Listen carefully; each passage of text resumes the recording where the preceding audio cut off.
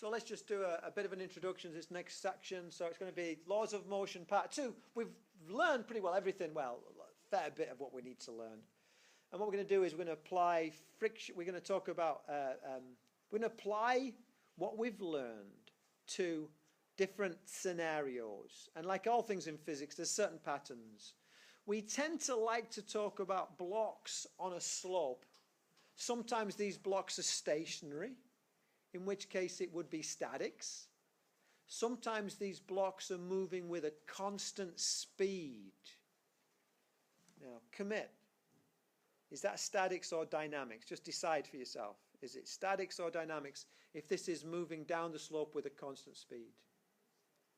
And it's statics because there's no acceleration. Constant speed means no acceleration, even though it's moving. And sometimes it's definitely accelerating. But basically, mathematically, or the way we approach them, statics or dynamics, acceleration or no acceleration. And then we could even have,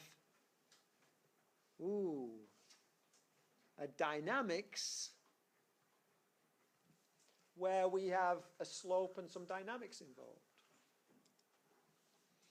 And then we have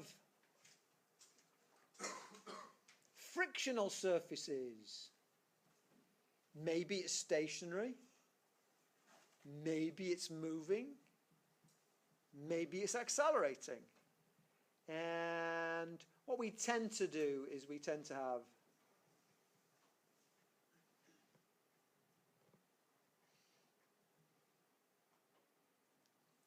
dynamics, probably is accelerating, but on a horizontal. I suppose I could do friction and the slope, although most of the time we tend to use one or the other. I would not give you a question in this next test where you had both the slope and it was frictional. Okay, so that cuts it down a little bit. So we talk about frictional forces and normal forces. Normal meaning 90 degrees to, not the usual force. It's a bad choice, but it's just the way it is. Statistics and dynamics with friction, then a thing called apparent weight, if we get to it. Sometimes we don't get to it. So normal and frictional force. Well, we know from an action-reaction pair that if this is my action pair, then this is my reaction pair. Equal and opposite. Equal in magnitude, opposite in direction. I choose to talk in terms of this reaction force in terms of components. I choose to. So I'm going to break up this reaction force into a frictional bit, which is always along the surface, and a normal bit meaning usual, not meaning perpendicular, not usual. And we say the normal force is the component of the reaction force that is perpendicular to the surface. If you think about it, the bigger the normal force, the more those surfaces are enmeshed. They're pushing into each other with a bigger normal force. They're going to be more enmeshed, more significant for friction. The less their normal force, the less they're enmeshed. So normal is a very useful thing in determining friction. So you see how these two talk to each other. The normal force influences the frictional force, and the frictional force influences the normal force. 2 kilogram block is stationary on an inclined frictional surface.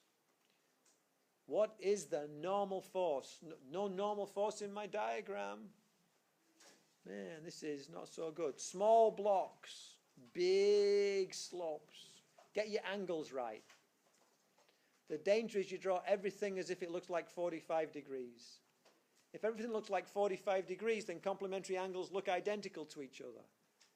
If you have a big angle and a little angle, they're not the same. I'm not going to give you a question with 45 degrees because if you can do sine or cosine, you get the same answer. I can't tell if you know components.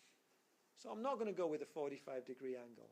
So you don't draw it as a 45-degree angle. Let's have a look. I have my weight. That's going to be 2 kilograms. That's going to be 20 because we're still living on Earth. And we have a Fn. And we have a FF. How do I know that FF goes up the slope? because it opposes the tendency to motion. But there's no motion in this case. Yes, it's opposing the tendency to motion. Okay. Two unknowns, two equations, absolutely no. What I'm going to do is I'm going to change the color of my pen. And I'm going to say, I want to find the normal force. So I don't want to find FF. So I'm going to take my axis perpendicular to FF.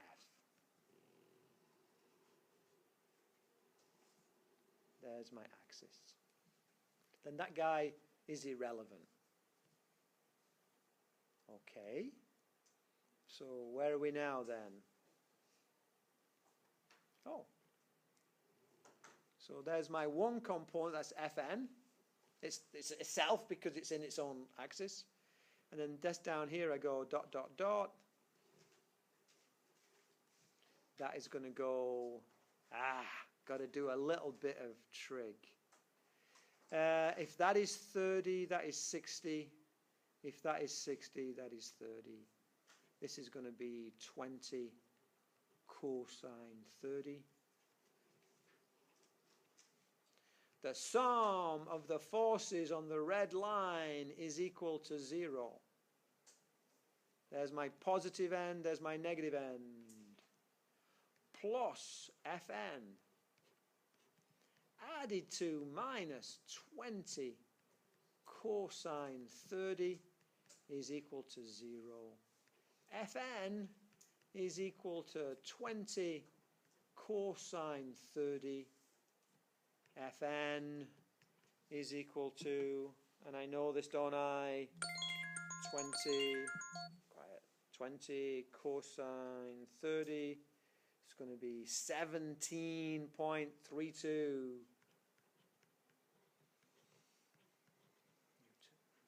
Now, okay, 17.32, it's there. Why does it not have a negative sign? Because I described it as having a negative sign when I did the actual work. So my answer should come out positive because I've already taken into account the negative sign. Okay. A lot better, in my opinion, than doing two equations, two unknowns. But two equations, two unknowns will work. So next time, stationary inclined rough plane, what is friction? We're going to find the other force next time, but you know how to do it already.